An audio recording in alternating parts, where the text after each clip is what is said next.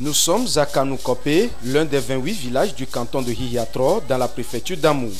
Ces femmes exécutent Igbélé, une danse spécialement réservée aux femmes et exécutée à l'occasion d'un événement heureux.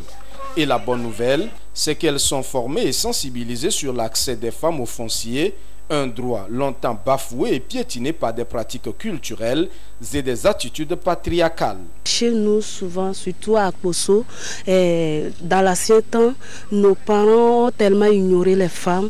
Ils disent que les femmes ne doivent pas hériter de la terre parce que un jour, elles vont quitter la famille, elles vont aller s'intégrer dans une autre famille. Dans la formation, nous avons appris qu'il y a des lois qui exigent tellement que les femmes doivent hériter. Il y a des terres qui sont partagées avant notre connaissance. Maintenant, nous avons décidé que nous, les femmes, nous devons s'organiser maintenant pour que nous contactons WIDAF pour nous enseigner comment les partages doivent être faits maintenant. Le terrain nous amène beaucoup de problèmes.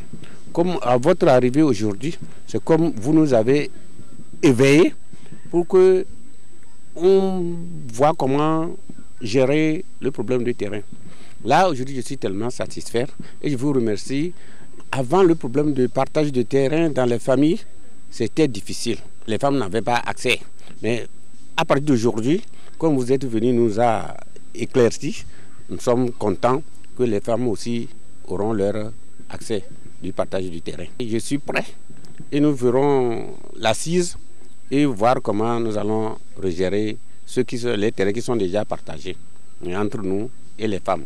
Je vais commencer à appliquer la loi que l'État nous a amenée. Le Togo, à l'instar de plusieurs pays africains, a ratifié et adopté différents textes juridiques pour la gestion des affaires foncières et de propriété. Ces textes, s'ils ne sont pas connus et appliqués, laisseront toujours place à la discrimination et à l'injustice. À Hihiatro, l'ONG ADHD, Autopromotion rurale pour un développement humain durable, s'est chargée de divulguer ces textes juridiques à travers ces séances de sensibilisation. Une réplication de la formation reçue de l'ONG WILDAF AO qui exécute avec ses structures partenaires le projet sur les droits fonciers des femmes WIDGRA. Le projet WIDGRA concerne la défense des droits d'accès des femmes au foncier, à terre, et puis un peu aussi pour que les préoccupations des communautés soient prises en compte lors des accaparements de terres à grande échelle qui arrivent souvent.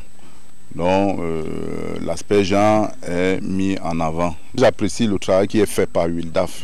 Il faut dire que c'est jamais aisé d'aller dans les localités faire ce travail de sensibilisation, de réplication de cette question foncière. Ce n'est jamais aisé. Aujourd'hui, on constate vraiment avec bonheur que les populations accueillent très bien ces sensibilisations-là. Aujourd'hui, je pars d'ici avec beaucoup d'expérience, des leçons acquises que j'irai aussi partager avec d'autres communautés. C'est des habitudes ancestrales qui sont difficiles à partir. Donc, il faut user de plaidoyer, de sensibilisation au niveau local, de plaidoyer au niveau des gouvernements, que ces gouvernements comprennent qu'ils doivent prendre en compte les communautés locales lorsque, par exemple, on accepte d'industrialiser une zone. Donc, de prendre une grande surface, 10 000 m² et exproprier ces communautés. C'est désormais un voile levé sur ce qui peut freiner le développement inclusif et harmonieux du village de Kanoukopé. La communauté a été ainsi invitée à corriger les disparités entre genres et à veiller aux investissements à grande échelle dans la localité afin de préserver les biens fonciers pour les générations futures.